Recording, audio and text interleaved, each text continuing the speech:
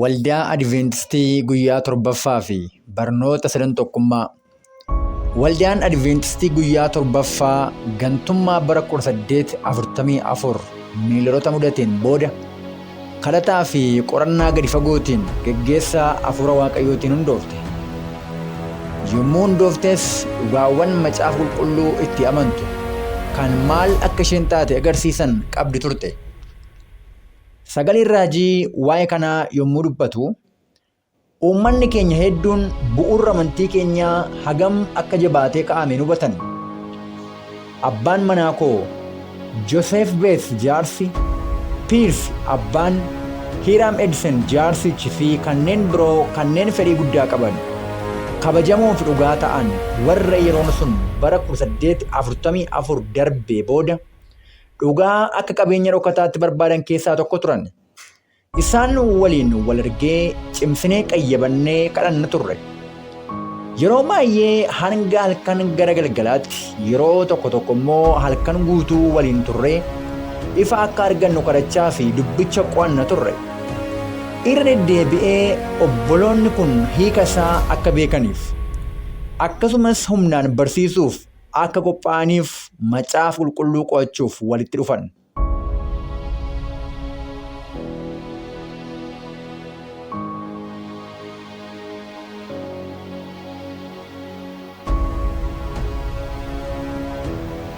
Qo'annoo isaanii keessatti bakka kana caalaa homaa gochuu hin dandeenyu jedhanitti yommuu ga'an, hafuurri gooftaanaaf dhufe mul'ataan nan fudhatame.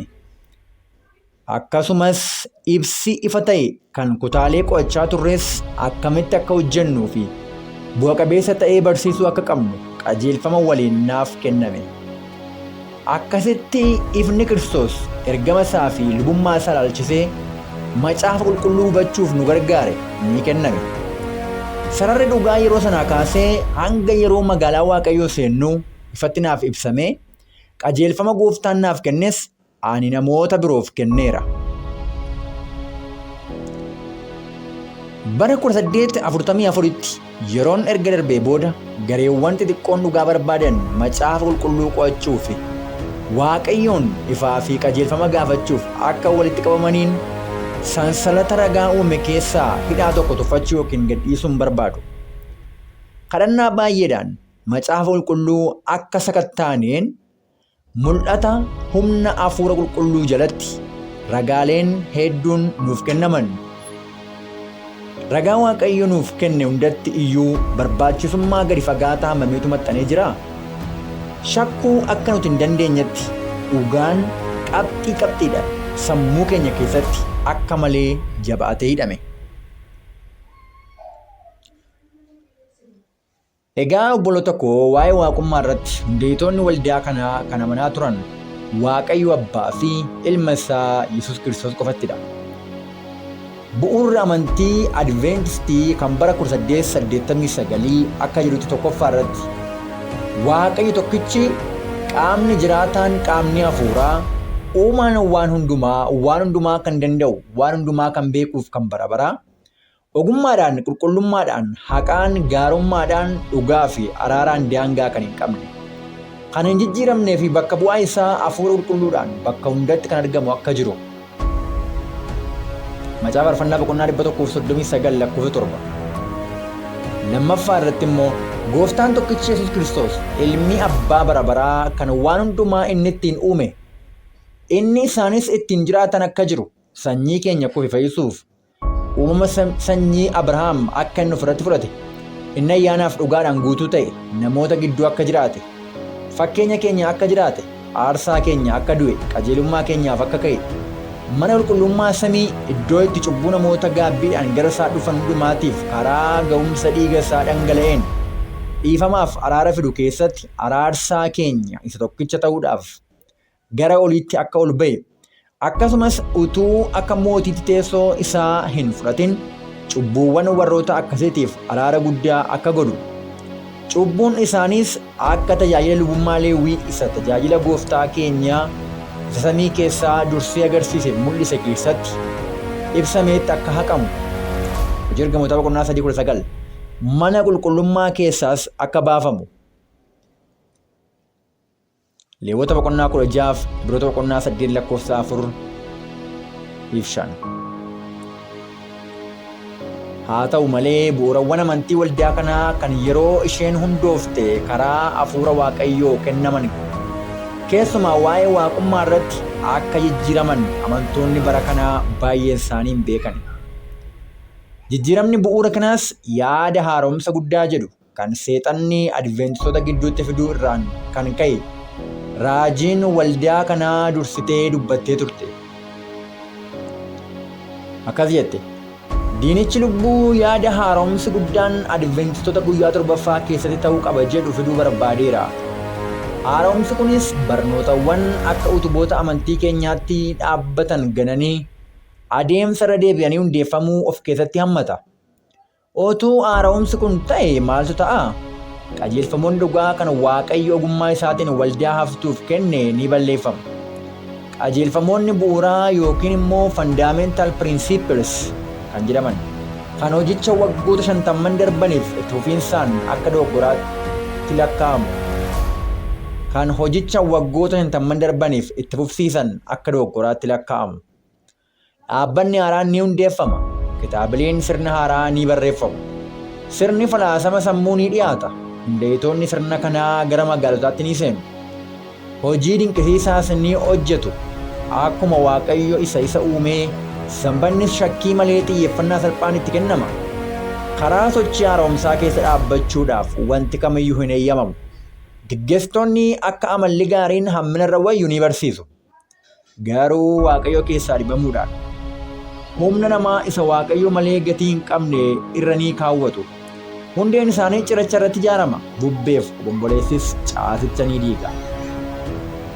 Waldaan Adventistii guyyaa torbaffaa jalqaba yeroo hundoofte sadan tokkummaa yookiin sadan waaqa tokkoo barumsa jedhutti namantu turte. Bu'uura amantii waldaa kanaa yeroo jalqabaaf bara 1872 maxxanfamee fi bara 1889 irra deebi'ee maxxanfame sadan tokkummaa of keessaa hin qabu. Waa'ee bu'uura jalqabaa irratti raajiin Ellen White kan isheen jette akkasi. Akka uummataatti waltajjii dhugaa bara baraa isa qormaataaf rakkina dandamate irratti jabaannee dhaabbachuu qabna. Utubaawwan mirkanaa'oo amantii keenyaa qabachuu qabna.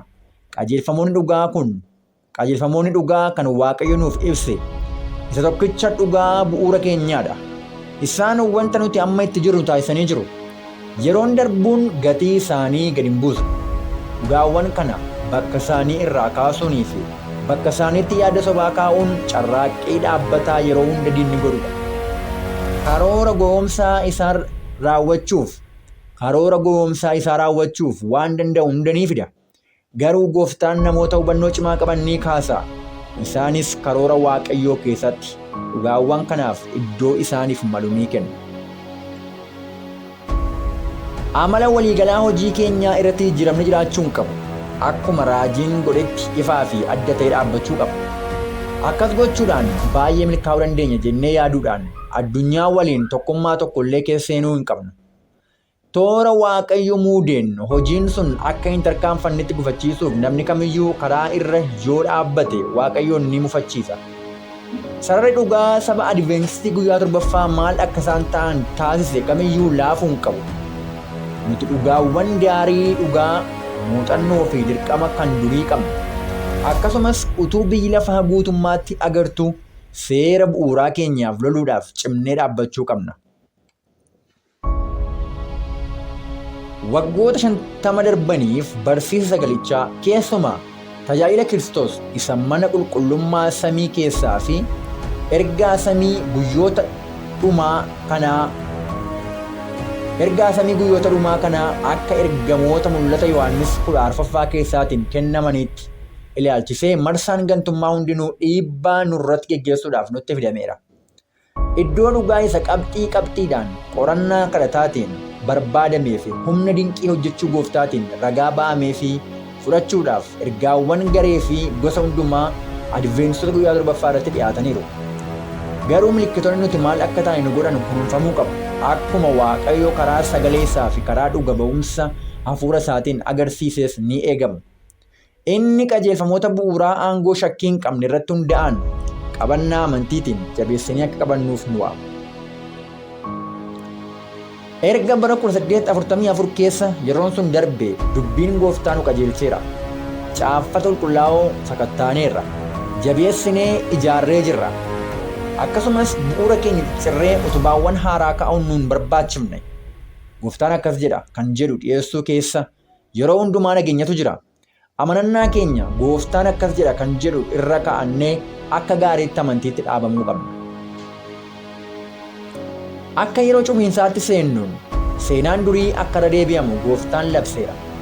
Dhugaan inni guyyoota dhumaa kanaaf kenne hundi addunyaatti labsamuu qaba. Utubaan inni dhaabe hundi jabaachuu qaba.